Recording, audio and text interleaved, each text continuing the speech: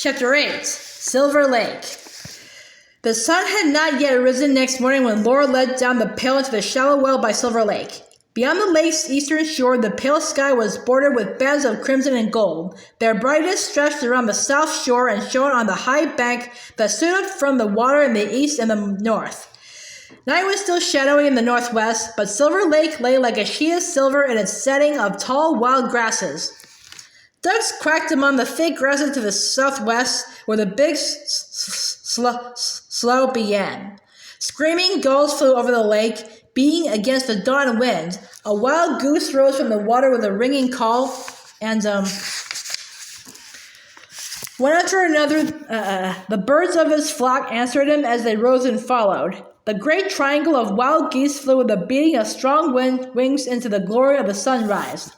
Shafts of golden light shot higher and higher in the eastern sky until their brightness touched the water and was reflected there. Then the sun, a golden ball, rolled over the eastern edge of the world. Laura breathed a long breath. Then hurriedly she pulled up a pail of water and carrying it, she hurried back toward the shanty. The new shanty stood alone by the lake shore, south of the cluster of shanties that was the Graders' camp. It shone yellow in the sunshine, a little house almost lost in the grasses, and its little roof sloped all one way, as if it were only half a roof. "We have been waiting for the water, Laura," Ma said when Laura went in. "Oh, but Ma, the sunrise! You should have seen the sunrise!" Laura exclaimed. "I just had to watch it." She began quickly to help Ma get breakfast, and while she hurried, she told how the sun came up beyond Silver Lake, flooding the sky with wonderful colors while the flocks of wild geese flew dark against them, how thousands of wild ducks almost covered the water, and gulls flew screaming against the wind above it. "I heard them," Mary said. "Such a clamoring of wild birds, it was like bedlam. And now I see it all. You make pictures when you talk, Laura." Ma smiled at Laura too, but she only said, "Well, girls, we have a busy day before us," and she laid out their work. Everything must be unpacked and the shanty made tidy before noon. Cousin Louise's beds must be aired and returned, and Ma's taking mattresses stuffed with fresh, clean hay. Meanwhile, from the company store, Ma brought yards of bright figured calico for curtains. She made a curtain and they hung it across the shanty, shutting the bunks in behind it. Then she made another curtain and hung it between the bunks, so there were 2 bedrooms, one for her and Pa, the other for the girls. The shanty was so small that the curtains touched the bunks, but when the bunks were made up with Ma's mattresses and feather beds and patchwork quilts, it all looked fresh and bright and snug. Then, in front of the curtain, was the room to live in. It was very small, with a cook stove at the end by the door. Ma and Laura placed a drop-leaf table against the side wall before the open front door. Mary's rocking chair and Ma's they put on the other side of the room. The floor was bare ground, with humps of obstinate grass roots in it, but they swept it clean. The wind blew softly in from the open doorway, and the railroad shanty was very pleasant and homelike.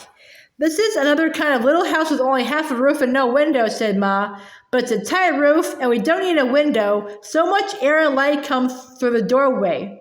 When Pa came to dinner, he was pleased to see everything so nicely settled and arranged. He tweaked Carrie's ear and swung Grace up in his hands. He could not toss her under that low roof. "But where's the China shepherdess, Caroline?" he asked. "I haven't unpacked the shepherdess, Charles," said Ma. We aren't living here. We're only staying till you get our homestead." Pa laughed. "I've got plenty of time to pick the right one, too. Look at all this great prairie with nobody on it but the railroad graders, and they'll go away before winter comes. We can just about take our pick of the land." After dinner, Laura said, "Mary and I are going to take a walk and look at the camp and the lake and everything." She took the water pail and ran out bareheaded to get fresh water from the well for dinner. The wind was blowing steady and strong. Not a cloud was in the huge sky, and far and wide on the immense land there was nothing but shimmering light passing over the grasses. And downwind came the sound of many men's voices singing. The teens were coming into camp. in a long, dark, snake-like line as they came over the prairie, horses plodding side by side in their harness, and men marching, bareheaded and bare-armed, brown-skinned in their striped blue and white shirts and gray shirts and plain blue shirts, and all of them were singing the same song. They were like a little army coming across the vast land under the enormous empty sky, and the song was their banner. Laura stood in the strong wind, looking and listening, till the last of the column came into the crowd that gathered and spread around the camp's low shanties, and the song blurred into the sound of all their hearty voices. Then she remembered the water pail in her hand. She filled it from the well as quickly as she could, and ran back, slopping water on her bare legs in her hurry. I just had to watch the teams coming into camp, she panted. So many of them, Pa, and all the men were singing. Now, fluttered Budget, catch your breath. Pa laughed at her. 50 teams and 75 or 80 men are only a small camp. You ought to see Stebbins Camp west of here, 200 men and teams according. Charles, Ma said.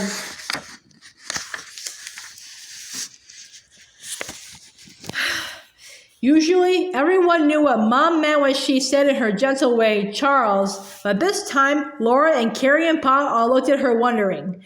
Ma shook her head just the least bit at Pa. Then Pa looked straight at Laura and said, You girls keep away from the camp. When you go walking, don't go near where the men are working, and you be sure you're back here before they come in for the night. There's all kinds of rough men working on the grade and using rough language, and the less you see and hear of them, the better. Now remember, Laura, and you too, Carrie. Pa's face was very serious. Yes, Pa, Laura promised, and Carrie almost whispered, Yes, Pa. Carrie's eyes were large and frightened. She did not want to hear rough language, whatever rough language might be. Laura would have liked to hear some, just once, but of course she must obey Pa.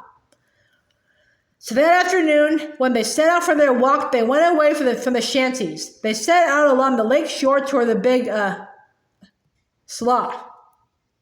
The lake lay at their left, shimmering in the sunshine.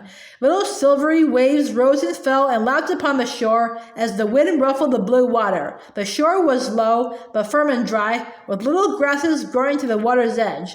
Across the glittering lake, Laura could see the east bank and the south bank, rising up as tall as she was.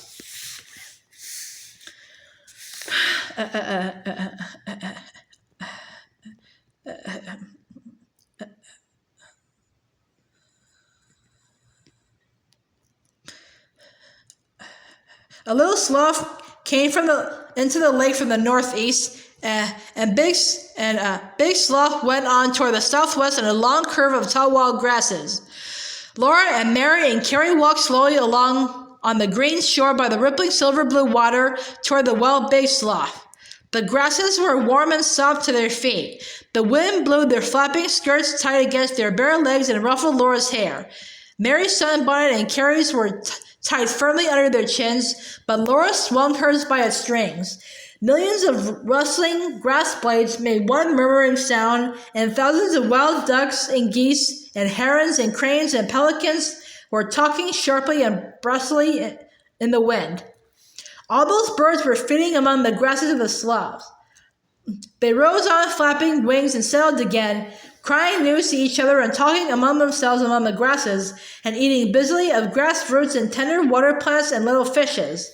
The lake shore went lower and lower toward Big Slough until really there was no shore. The lake melted into the slough, making small ponds surrounded by the harsh, rank slough grass that stood 5 and 6 feet tall.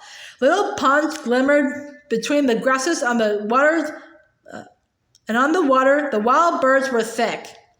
As Laura and Carrie pushed into the slough grasses, suddenly harsh wings rippled upward and round eyes glittered.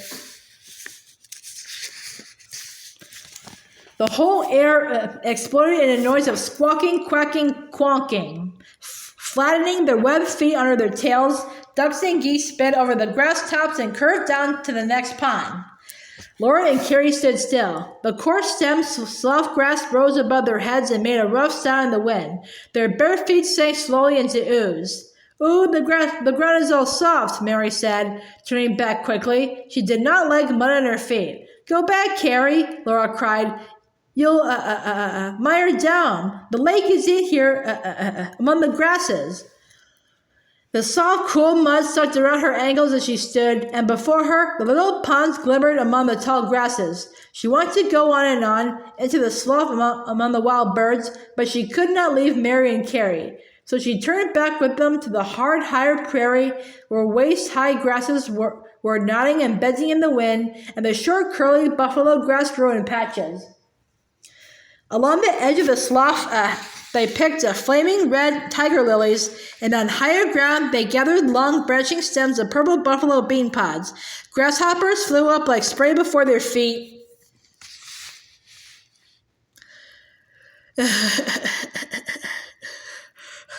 In the grasses, all kinds of little birds fluttered and flew and twittered, bouncing in the wind on the tall bending grass stems, and prairie hens scuttled everywhere. "Oh, what a beautiful prairie!" Mary sighed with happiness. "Laura, have you got your sunbonnet on?" Guiltily, Laura pulled up her sunbonnet from where it hung by its strings down her neck. "Yes, Mary," she said. Mary laughed. "You just now put it on. I heard you." It was late afternoon when they turned back. The little shanty, with its roof slanting all one way, stood all by itself and small at the edge of Silver Lake. Tiny in the doorway, Ma shaded her eyes with her hand to look for them, and they waved to her. They could see the whole camp scattered along the lake shore north of the shanty.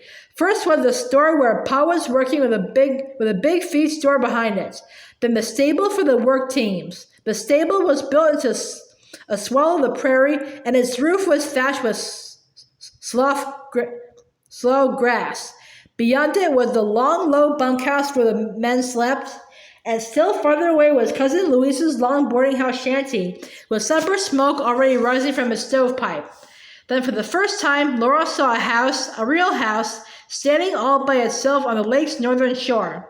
"I wonder what that house can be and who lives there," she said. "It isn't a homestead because there's no stable and no land plow." She had told Mary all that she saw, and Mary said, "What a pretty place it is with the clean new shanties and the grass and the water. There's no use wondering about that house. We can ask Pa about it. Here comes another flock of wild ducks." Flock after flock of ducks and long lines of wild geese were coming down from the sky and settling to stay all night on the lake. And the men were making a racket of voices as they came from their work. In the shanty's doorway again, Ma waited till they reached her, wind blowing and full of the fresh air and sunshine, bringing her their armfuls of tiger lilies and purple bean pods. Then Carrie put a big bouquet and a pitcher of water while Laura set the table for supper.